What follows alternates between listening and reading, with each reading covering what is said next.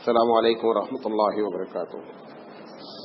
الحمد للہ رب العالمین والعاقبۃ للمتقین والصلاة والسلام علی رسولہ الکریم. اعوذ باللہ من الشیطان الرجیم. بسم اللہ الرحمن الرحیم. لقد کان لکم فی رسول اللہ اسوۃ حسنہ.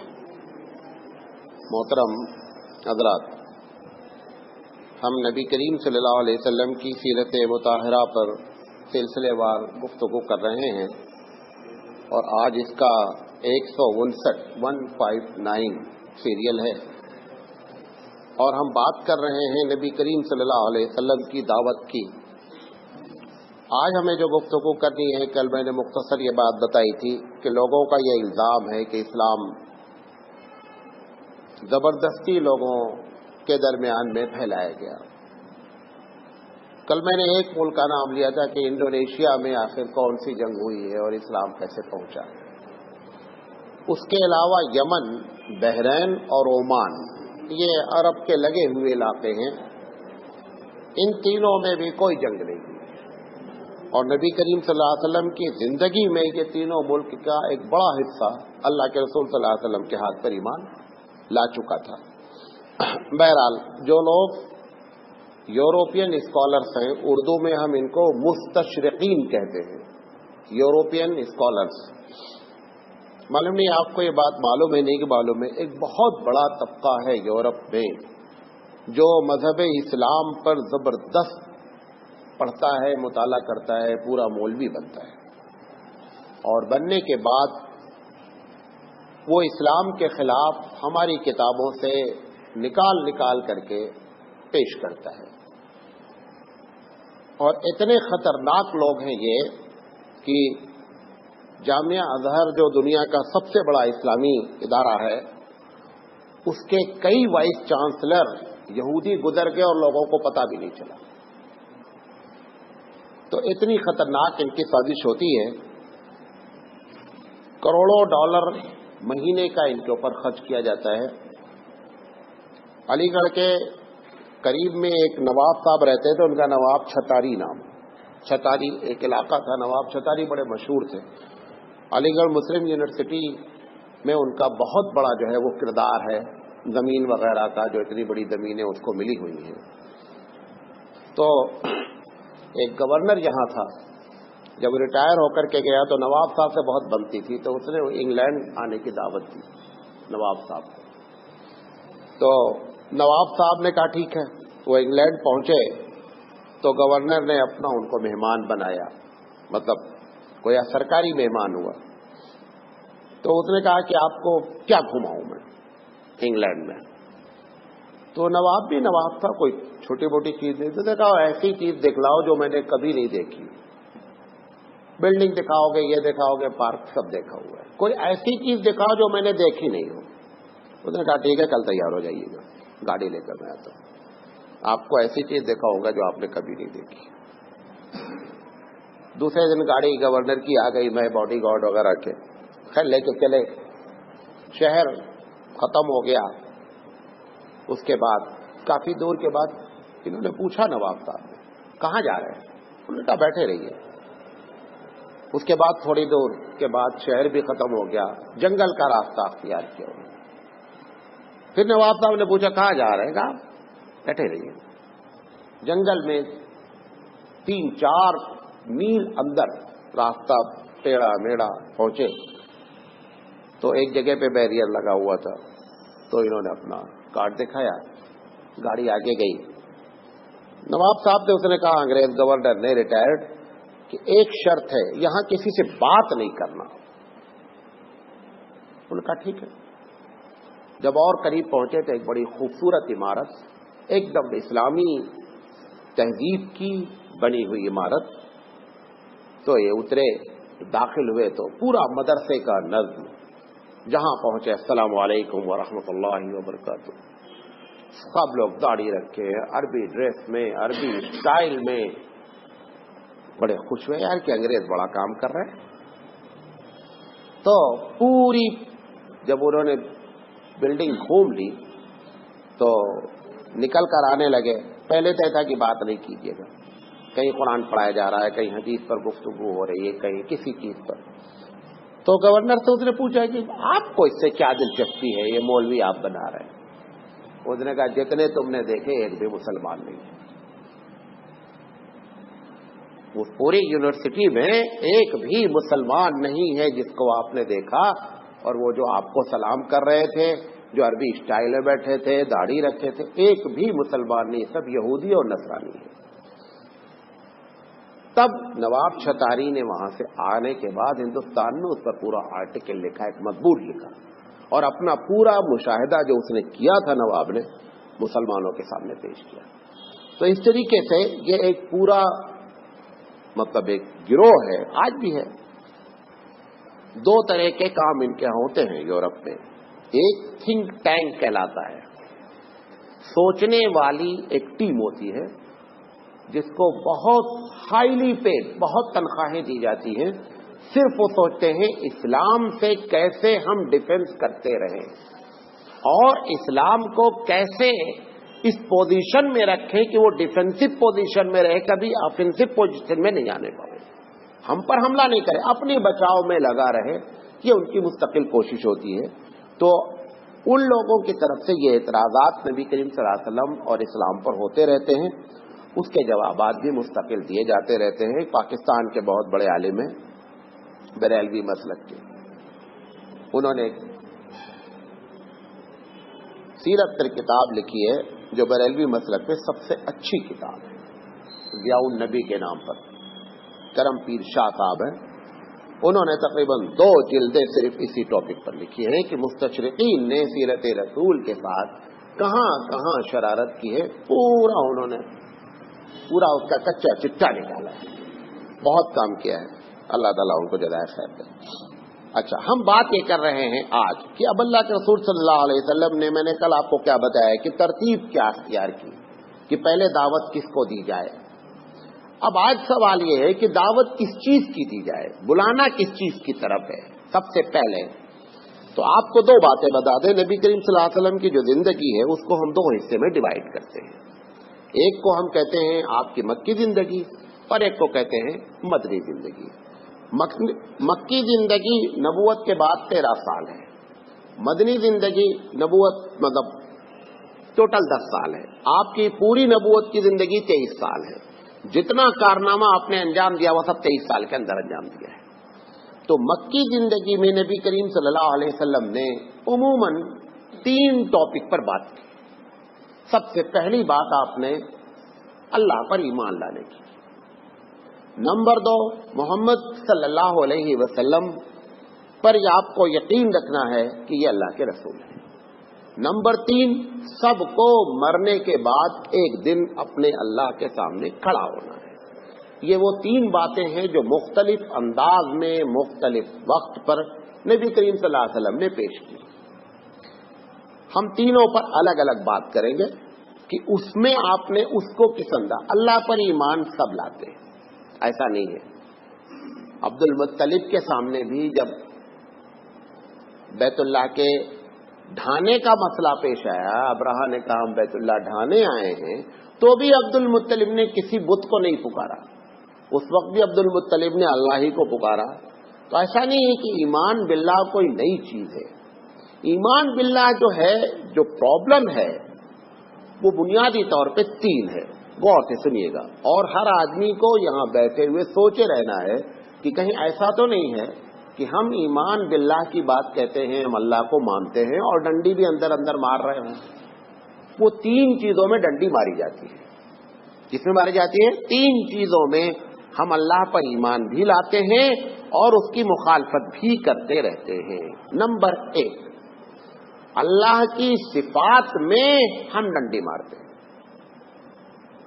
جو اللہ کی صفتیں ہیں، ابھی ہم کل ایک صاحب کے ساتھ یہاں سے موٹر سائیکل سے جا رہے تھے، راستے میں جتنی قبریں ملی وہ بندہ ہر قبر کے پاس گاڑی روک دھیری کرتا تھا، سر جھکاتا تھا اور چلتا تھا.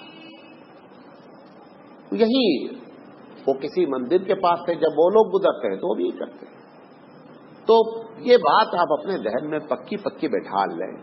اسلام اور کفر کبھی بھی برابر چلتا ہی نہیں. یہ دونوں کے راستے ایک دم 100% الگ ہوتے ہیں. کس معاملے میں؟ عقیدے کے معاملے میں. عقیدے کا ہمارا ان سے کبھی میل ہو سکتا نہیں، اور اگر کسی بھی چیز میں آپ سے ان سے سملرٹی، دونوں چیزوں میں برابری نظر آئے تو ہم کو الرٹ ہو جانا چاہیے، ہوشیار ہو جانا کہ غلطی ہو رہی ہے. تم بھی جھکا رہے ہو سر، وہ بھی جھکا رہا ہے سر، ہم ہی غلط ہیں، وہ کبھی غلط نہیں ہے. وہ تو سراپا کفر ہے. سراپا جیسے کسی مجرم کو پھانسی کی سزا دے دی جائے تو اس مجرم پر آپ جا کر کے کیس کریں کہ صاحب اس نے چوری بھی کیا ہے، فلاں بھی کیا، آپ سارے کیس بیکار ہیں. اس کو تو پھانسی کی سزا دے ہی دی گئی. اسی لیے کافر کو کفر کی سزا دی جائے گی، نماز پڑھنے کی سزا نہیں جائے گی. کفر کی سزا ہی اتنی بڑی ہے کہ اس میں ساری سزا اپنے آپ کیا ہوتی ہیں، لپیٹ جاتی ہیں.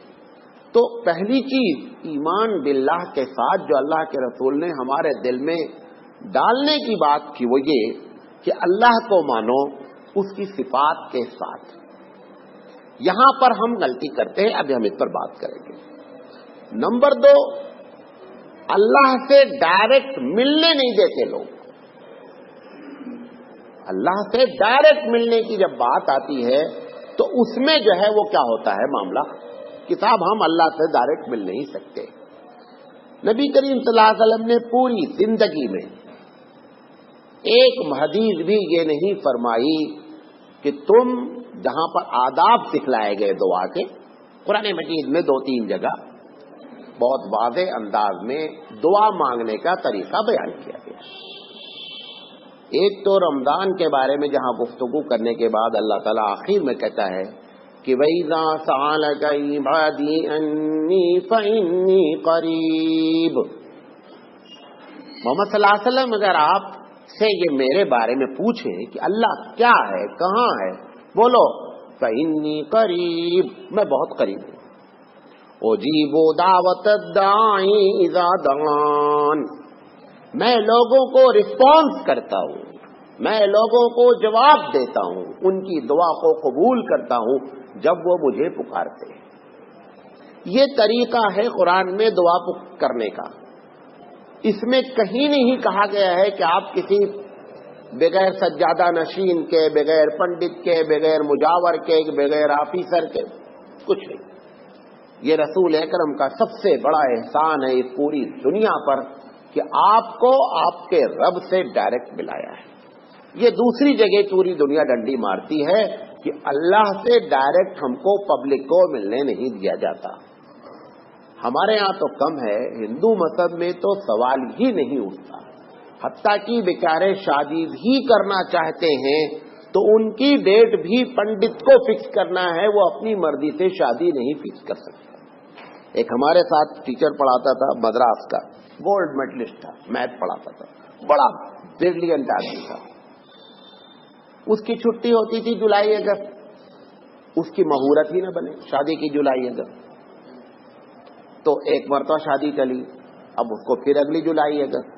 تو میں نے کہا یار تم عجیب آدمی ہو، اتنے بڑے پڑھے لکھے ہو، برلینٹ آدمی ہو، تھا برہمن وہ، تو یہ کیا مہورت کیا چیز ہے یہ؟ اس نے کہا نہیں سراج بھائی یہ ہوتا ہے.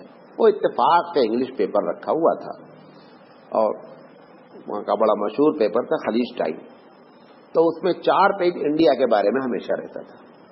وہ اتفاق سے میں پڑھ رہا تھا تو اس میں لکھا تھا کہ مدراس کی ایک لنگایت لڑکی کو جلا کر کے مار دیا گیا، نیوز تھی. تو میں نے اس سے کہا، اس ٹیچر سے، ہم نے کہا اس لڑکی کے باپ نے بھی مہورت نکالی تھی کہ فلاں تاریخ کو کرو گے تو شادی اچھی ہوگی. اس نے اسی کے تحت شادی کی اور جلا کر مار دی گئی، تو مہورت کیا چیز تھے؟ اچھا یہ بات اس کو کلک کر گئی. اس نے کہا سراج بھائی میں کسی کی نہیں سنتا، میں جا کر طے کرتا، کوئی مانے نہیں، میں نے شادی کرنا ہے. یہ جو ہے یہی چیز اب ہمارے یہاں بھی داخل ہوئی ہے.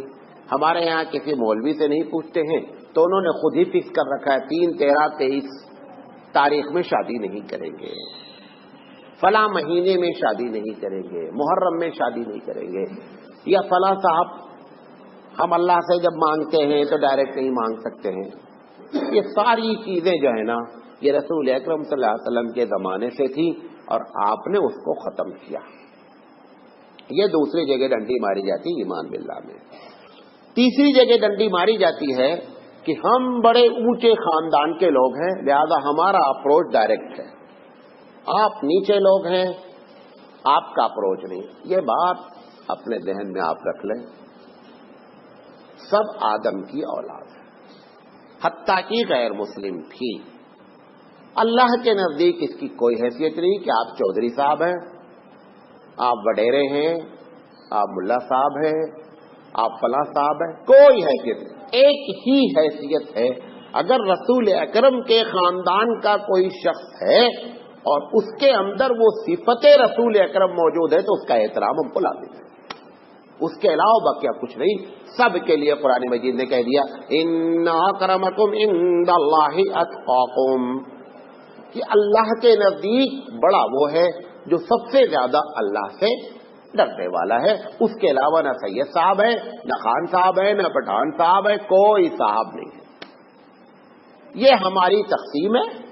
کوئی آدمی اپلیکیشن دے کر کے سید کے گھر میں نہیں پیدا ہوا ہے اور کوئی آدمی اپلیکیشن دے کر کے نداب کے گھر میں نہیں پیدا ہوا ہے.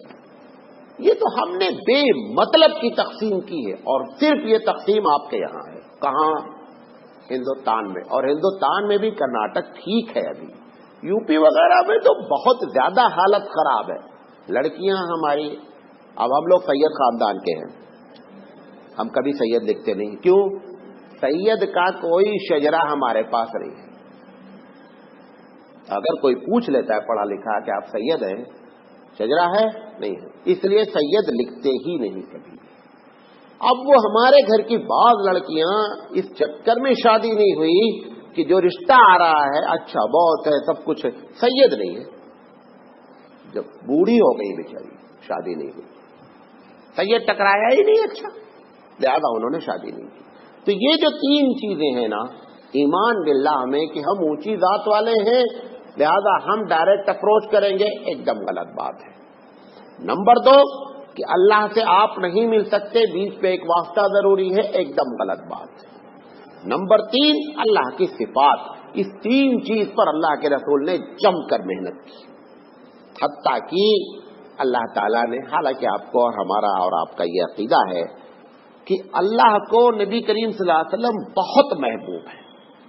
یعنی ہمارے پاس لفظ نہیں ہے کہ ہم یہ کہیں کہ اللہ رسول اکرم صلی اللہ علیہ وسلم کو کتنا چاہتا ہے، لیکن کم سے کم 10 یا 15 جگہ پر قرآن مجید میں اور حدیث میں اس نے جہاں دیکھا کہ لوگ ہمارے رسول کو خدا کے قریب لائیں گے، کھٹ سے وہاں پروردگار عالم ٹریک چینج کرتا. جب یہ مشہور ہونے لگا کہ اللہ کے رسول جب ہاتھ اٹھا دیتے ہیں تو ہر حال میں قبول ہو جاتا ہے، اللہ کے رسول صلی اللہ علیہ وسلم نے بڑی دعائیں کی ابو طالب کے لیے. اللہ نے کہا نہیں قبول کرتا. اللہ نے کہا نہیں قبول کرتا. انک لا تہدی من احببت ولکن اللہ یہدی من یشاء. محمد صلی اللہ علیہ وسلم جس کو تم چاہو ہدایت مل جائے، ناٹ نیسیسری، ضروری نہیں ہے. حالانکہ 99.9% اللہ کے رسول کو ہاتھ خالی نہیں کیا گیا، لیکن 1-2 خالی کر کے بتایا کہ اللہ دوسری ذات ہے، نبی دوسری ذات ہے، یہ کبھی بھی اللہ کے برابر نہیں ہو سکتے. اللہ تعالیٰ عیسیٰ علیہ السلام سے قیامت میں پوچھے گا، کیا عیسیٰ میں نے تم کو نبی بنا کر کے بھیجا، تم نے جا کر کے یہ کہا کہ میں اللہ کا بیٹا ہوں؟ یہ اللہ سوال کرے گا. تو عیسیٰ علیہ السلام کہیں گے قرآن مجید میں ان کنت قلت، اللہ اگر میں یہ بولا ہوں میں اللہ کا بیٹا ہوں، فقد علمت، تو اچھی طرح جانتا ہے کہ میں نے یہ کہا ہے کہ نہیں کہا، ہم سے کہیں کو پوچھ رہے آپ. عیسیٰ علیہ السلام اللہ کو جواب دے رہے ہیں کہ اللہ اگر میں یہ بولا ہوں میں آپ کا بیٹا ہوں تو یہ بات تو آپ جانتے ہیں، آپ تو علام الغیوب ہے. اس کے بعد کہتے ہیں فقد علمت تعلم ما فی نفسی ولا اعلم ما فی نفسک. اللہ میں اپنے دل میں جو ہے وہی جانتا ہوں، آپ کے دل میں کیا، میں کچھ نہیں جانتا، میں تو ایک چھوٹا سا بندہ ہوں، میں نے تو جو کچھ کہا وہ سب۔ پھر آخر میں کہتے ہیں کہ انت علام الغیوب، اللہ تو سب کچھ جاننے والا ہے۔ یہ عیسیٰ علیہ السلام سے کیوں اللہ کہلائے گا؟ یہ بتانا چاہتا ہے کہ عیسیٰ نبی ہی ہیں اور کچھ نہیں ہیں۔ اب وہاں پر قیامت میں اللہ ان سے کہلوائے گا، اللہ تعالیٰ بعد میں بولتا ہے کہ میں اس لیے کہلوا رہا ہوں تاکہ ان کو معلوم ہو جائے پبلک کو کہ انہوں نے اپنی طرف سے گڑھا ہے میں عیسیٰ اللہ کا بیٹا ہے، میں نے کبھی ان کے ساتھ میں نے کبھی ایسی بات ایسی گفتگو کی ہی نہیں ہے۔ اللہ کے رسول صلی اللہ علیہ وسلم، آپ دیکھیں معراج ایک انہونی چیز ہے، امپاسبل سی چیز ہے، جہاں جہاں خطرہ ہوا ہے اللہ تو اس میں کیا کہتا ہے 15ویں پارے میں، سبحان الذی اسری بعبدہ لیلا من المسجد الحرام الی المسجد الاقصی، پاک ہے وہ ذات جو اپنے بندے کو لے گیا۔ وہاں بندے کو اسپیشلی استعمال کیا گیا کہ یہ بندہ ہی ہے، خدا نہیں ہے، گھر کے انہونی ہوئی ہے، اور وہ بھی انہونی خود سے نہیں ہوئی ہے۔ اسرا بعبدہ کا معنی یہ ہوتا ہے جانا نہیں، لے جانا۔ جانے اور لے جانے میں فرق سمجھتے ہیں؟ اگر آپ یہاں سے خود جائیں گے تو جانا ہے، میں آپ کو بیٹھا کے لے گیا، آپ پابند ہیں ہمارے۔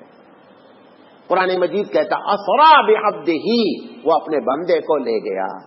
پھر جب وہاں بات کرتا ہے رب محمد صلی اللہ علیہ وسلم سے، وہاں پھر عبد کا لفظ استعمال کرتا ہے، فَأَوْحَىٰ إِلَىٰ عَبْدِهِ مَا أَوْحَىٰ، کہ اس نے اپنے بندے سے بات کی، پھر بندے کا لفظ استعمال کرتا ہے۔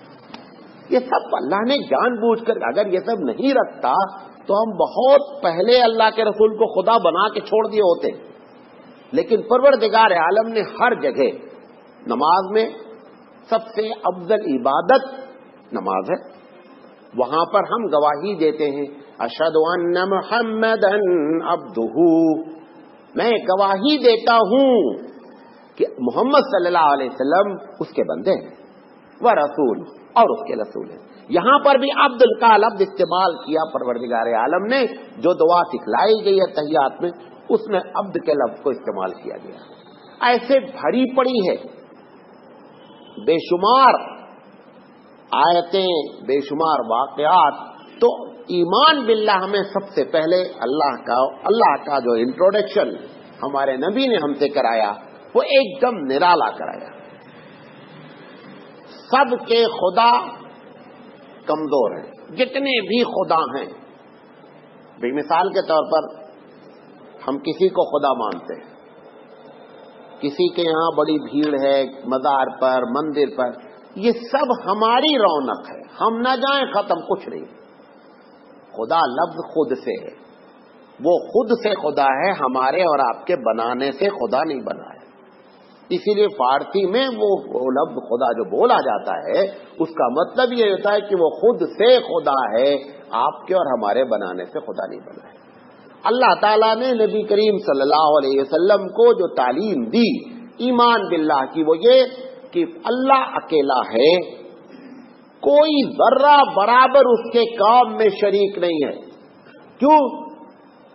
شرکت کمزوری کی دلیل ہے۔ ایک پرنسپل وائس پرنسپل چاہتا ہے، کیوں؟ پرنسپل اکیلا کام نہیں کر سکتا۔ وائس پرنسپل کا مطلب یہ ہے کہ پرنسپل کی لمیٹڈ ہے کام کرنے کی کیپیسٹی، اس سے زیادہ وہ بیچارہ کام نہیں کر سکتا، لہذا اپنا معاون چاہتا ہے۔ جیسے ہی آپ شریک اللہ کا مانتے ہیں، شریک مانتے ہی یہ بات ماننا پڑے گا کہ اللہ کمزور ہے۔ ایک ٹیبل ہے، آپ اکیلے نہیں اٹھا پاتے، کیا کرتے؟ اچھا ادھر ہاتھ لگاؤ یار، یہ آپ جو کہہ رہے ہیں ہاتھ لگاؤ، یہ اس بات کی دلیل ہے کہ میں کمزور ہوں، اکیلے ٹیبل نہیں اٹھا سکتا، ہے نا؟ اللہ نے تخلیق میں، اللہ نے پیدائش میں، اللہ کے کاروبار میں کوئی ایک قطرہ، ذرہ، پتا، تنکے کے برابر بھی کوآپریشن اس کو نہیں چاہیے۔ وہ کہتا ہے کہ مجھے کرنے کی بھی ضرورت نہیں ہوتی، میں صرف ارادہ کرتا ہوں، وہ چیز ہوتی ہے۔ سمجھے؟ تو قدرت میں یہاں تک ہے، جاننے میں وہ کہتا ہے پتا بھی گرتا ہے تو میری نالج میں ہوتا ہے. پتے کتنے ہیں نہیں بتا سکتے, درخت آپ نہیں بتا سکتے, پتا تو درکنار ہے.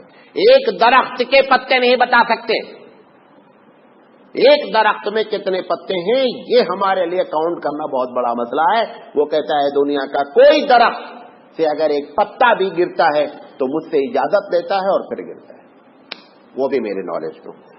اور اگر دیکھنے کی بات آپ کرتے ہیں, اللہ کے رسول نے اتنی واضح واضح باتیں بتائیں اپنے رب کے بارے میں. کالی رات میں کالے پہاڑ پر کالی چیونٹی اگر چلتی ہے تو میں اس کو دیکھتا ہوں.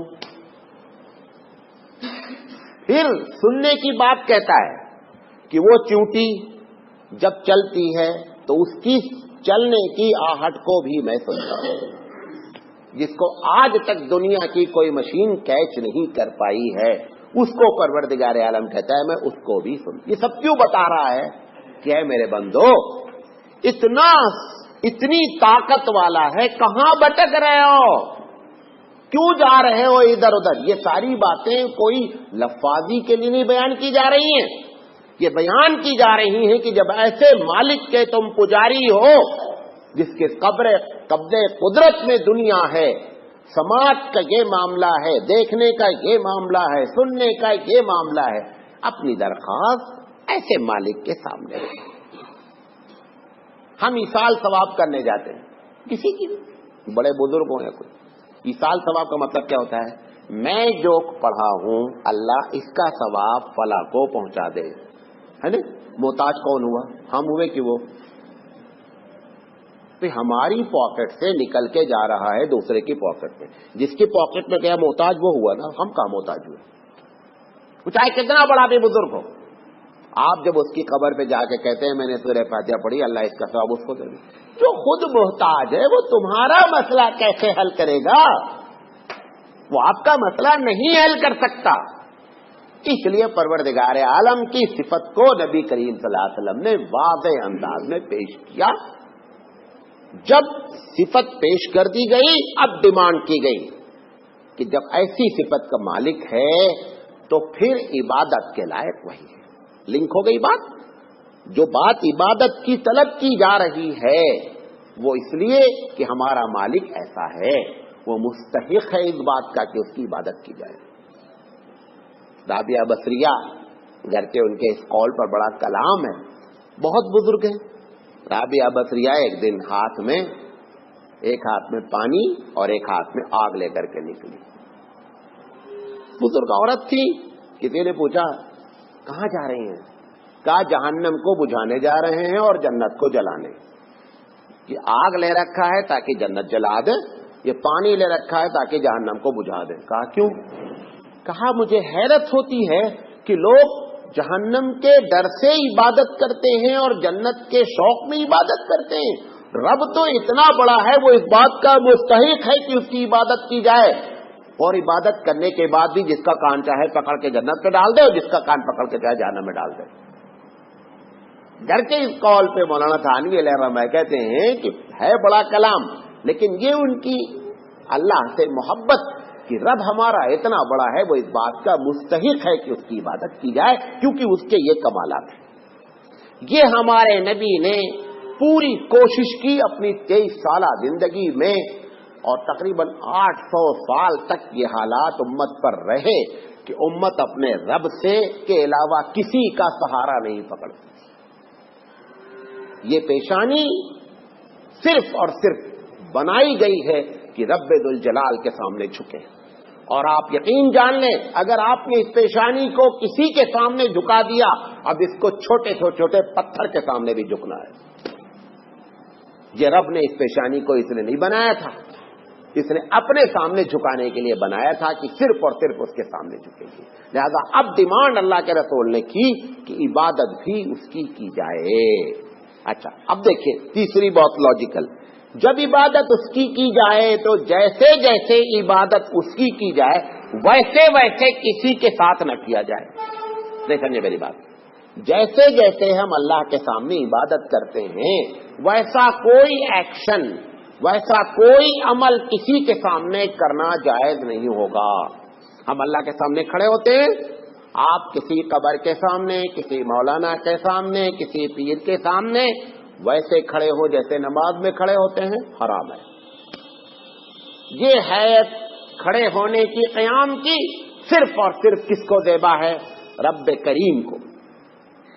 رکوع کرتے ہیں اللہ، کسی کے سامنے رکوع نہیں کیا جا سکتا۔ سجدہ کرتے ہیں اپنے رب کے لیے، کسی کے سامنے سجدہ نہیں ہو سکتا۔ مانگتے ہیں رب سے، کسی سے مانگا نہیں جا سکتا۔ نظر مانتے ہیں رب کے لیے، کسی کے لیے نظر نہیں مانی جا سکتی۔ جتنی چیز آپ رب کے لیے کرتے ہیں وہ کسی کے لیے اگر ہوگی، اسی کا نام شریک ہے کہ تم نے رب کے ساتھ دوسرے کو شریک کر لیا۔ حدیث صحیح حدیث ہے، آپ نے فرمایا کہ جب کوئی میری عبادت میں کسی کو شریک کرتا ہے تو میں ایسا نہیں کرتا ہوں کہ جتنا میرا حصہ ہے میں لے لیتا ہوں اور شریک والے کا حصہ الگ کر دیتا ہوں۔ وہ کہتے ہیں میں سارا شریک کے اکاؤنٹ میں ڈال دیتا ہوں کہ ثواب بھی اسی سے لے لے جس کو شریک کیا ہے۔ شرک غلاظت ہے۔ غلاظت کتنی بھی پاک چیز میں ڈال دیں گے، حکم پاک چیز کا نہیں لگے گا، غلاظت کا لگے گا۔ کئی مرتبہ آپ کو یہ بات بتا چکا ہوں کہ ایک پاک صاف بوتل میں 1 قطرہ پیشاب آپ ڈالیں گے، 1 کروڑ قطرہ اس بوتل میں موجود ہے، سارا کا سارا ناپاک مانا جائے گا محض 1 قطرے پیشاب کی وجہ سے۔ ناپاکی پورے کو برباد کرتی ہے، شرک اسی طریقے سے پورے کو برباد کرتا ہے۔ تو جس طریقے سے ہم عبادت اپنے رب کی کرتے ہیں، ہمارے رسول نے اپنی امت کو سکھایا کہ ویسا کوئی ایکشن نہیں کیا جائے گا۔ ایک مرتبہ ایک صاحب تقریر کر رہے تھے اللہ کے رسول کے سامنے۔ تقریر کیا کر رہے تھے؟ مطلب حضور کے سامنے کوئی تقریر تھوڑے کرتا تھا، وہ تقریر سے پہلے کبھی کبھی کھڑے ہو کر بولتے نا، مولانا فراز صاحب ہیں، ہبلی سے آئے ہیں، چنا ہے، یا آپ کے سامنے کچھ بیان کریں گے۔ وہ ایک انٹروڈکشن کے طور پہ کھڑے ہوتے، تو اسے بعض لوگ اسی بہانے 2-4 منٹ اپنا، جب مائک مل جاتا پبلک دیکھ لیتے تو گلوکوز چڑھ جاتا اپنا، وہی بولنے لگتے 2-4 منٹ۔ تو ایک صاحب اللہ کے رسول صلی اللہ علیہ وسلم کے لیے بھی کھڑے ہوئے، اس کے بعد بولتے بولے کہ دیکھو جو اللہ کی نافرمانی کرے، رسول کی نافرمانی کرے، وہ جہنم میں جائے گا۔ حضور نے فرمایا بئس الخطیب، بدترین خطیب ہے یہ۔ کیوں؟ حالانکہ کون سی غلط بات کی؟ اس نے کہا تم نے اللہ کو کے ساتھ ہم کو ملایا کیوں؟ جو اللہ کی نافرمانی کرے تم کو بیچ میں اور بولنا چاہیے تھا، اور رسول کی نافرمانی کرے وہ جہنم میں جائے گا۔ تم نے اور لفظ اس میں نہیں کہا، تم نے کہا جو اللہ کی نافرمانی کرے، رسول کی نافرمانی کرے۔ ارے اللہ ہے بھائی، آپ کو بیچ میں اینڈ کا لفظ لگانا تھا، یا آپ نے دونوں کو اتنا بھی حضور نے برداشت نہیں فرمایا کہ میں اللہ کا بندہ ہوں۔ علی الاعلان قرآن مجید میں کہا گیا، قل محمد صلی اللہ علیہ وسلم کہہ دیجئے، انما انا بشر مثلکم یوحی الی، کہ میں ایک انسان ہوں، ہم میں تم میں بنیادی فرق یہ ہے کہ ہم کو رب وحی نازل کرتا ہے۔ رہا یہ ہمارے بھی ماں ہیں، ہمارے بھی باپ ہیں، ہمارے بھی دادا ہیں، ہمارے بھی چچا ہیں۔ یہ جو بات کہی جاتی کبھی بھی حضور بشر ہیں، اس کا مطلب سمجھ لیں۔ ہم کبھی یہ نہیں کہتے بشر کا مطلب یہ ہے خدا نہ خواستہ کہ جیسے ہم غلطیاں کرتے ہیں، جیسے ہمارے اندر خواہشات، یہ نہیں۔ درجات میں، فضیلت میں ہم اندازہ ہی نہیں کر سکتے۔